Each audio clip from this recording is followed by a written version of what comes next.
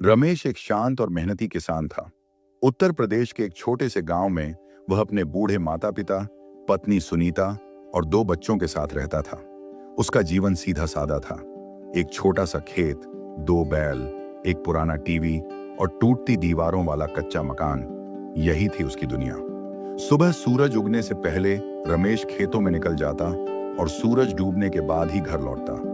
उसकी पत्नी सुनीता घर के सारे काम करती, खाना बनाना, बच्चों को पढ़ाना और गायों की देखभाल करना। लेकिन गांव की जमीन अब उतनी उपजाऊ नहीं रही थी। बारिश समय पर नहीं होती और बिचौलियों के कारण फसल का दाम भी सही नहीं मिलता। रमेश दिन रात मेहनत करता, लेकिन घर चलाना मुश्किल हो गया। कितने दिन ऐसे काटेंगे सुनीता? एक रात रमेश ने पूछा, जब वो थका हारा चारपाई पर लेटा था। सुनीता ने उसकी आंखों में देखा। जैसे अब तक काटे हैं, लेकिन अगर तू चाहे तो शहर चला जा, कुछ कर ले वहां, बच्चों का भविष्य तो संभले। रमेश चुप रहा, लेकिन उसके मन में बीज पड़ चुका था। कुछ हफ्तों बाद रमेश अपने गांव और परिवार को छोड़कर दिल्ली चला आया। वह जानता था कि शहर की जिंदगी कठिन होगी, लेकिन यह भी जानता था कि गांव में सब कुछ धीरे धीरे मर रहा है। उम्मीद, खेत, सपने। दिल्ली में वह एक निर्माण स्थल, कंस्ट्रक्शन साइट पर मजदूरी करने लगा। सीमेंट, ईंट, बालू और धूप में झुलसता बदन, लेकिन रोजगार था और हर महीने 6,000 से 7,000 रुपए घर भेज देता। शुरू में उसने रोज फोन किया। बच्चे फोन पर चहकते, पत्नी हालचाल बताती और माँ बाबूजी उसका लौट आने का इंतजार करते। लेकिन वक्त बीतने लगा, बातों का समय कम होता गया। हर महीने पैसे भेजने का बोझ बढ़ता गया। कभी कभी वह अपने बच्चों की आवाज भूल जाता। एक दिन उसके गांव से एक चिट्ठी आई, बाबूजी की लिखावट में। बेटा रमेश, माँ की तबीयत बहुत खराब है, कई बार बेहोश हो जाती है।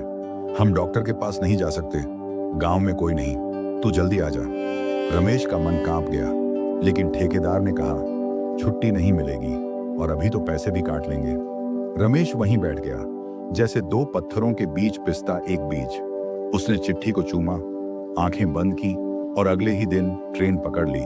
जब वह गांव पहुंचा तो गली सुनी थी, घर के सामने भीड़ थी और चूल्हा बुझा हुआ। माँ अब नहीं रही, वह फूट फूट कर रोया।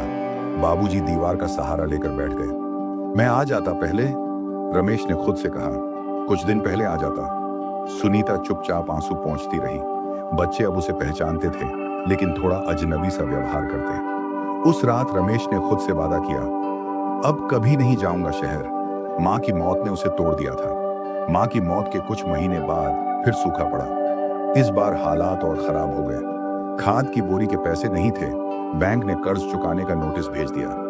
गांव में कई किसानों ने आत्महत्या कर ली। रमेश के खेत में एक शाम लाल सिंदूर सा सूरज डूब रहा था। उसने हंसिया हाथ में पकड़ी, लेकिन उसी समय बेटे ने पास आकर कहा, पापा, मैं बड़ा होकर डॉक्टर बनूंगा। माँ कहती हैं आप फिर से दिल्ली जाओगे तो मैं पढ़ पाऊंगा। रमेश की आंखों में आंसू आ गए। उसने हांसिया जमीन पर गिरा दी।